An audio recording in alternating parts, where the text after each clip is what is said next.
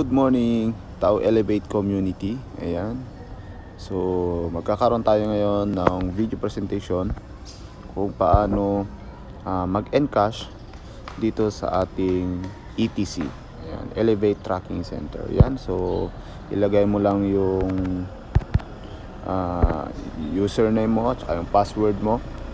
Then, ilagin mo.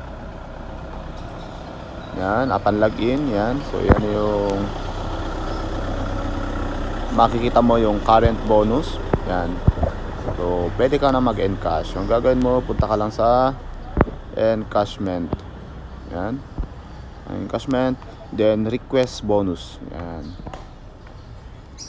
Punta mo sa request bonus. Ayan. So, lalabas dito yung request form.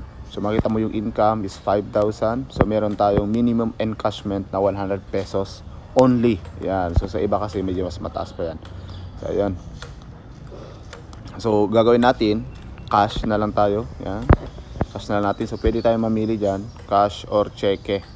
Pwede ring bank transfer. Kasi naka-tie up na tayo ng Union Bank. Yan.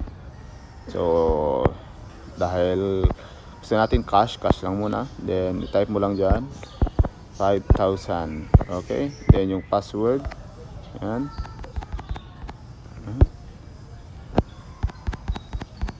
Yan. Then, enter commission. So, continue encashment, commission bonus. Yan. So, merong confirmation. So, i-click mo lang na okay. Then, not now ko lang. Yan. So, na-encash na yung encashment nyo. So, bonus encashment history. So, waiting na lang.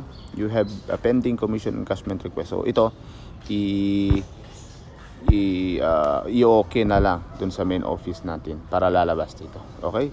So, ganun lang yung pag-encash natin. Congratulations sa leaders natin na nag-encash na naman ngayon. Yan. So, ikaw naman ang next na mag-encash ng inyong income dito sa Tao Elevate.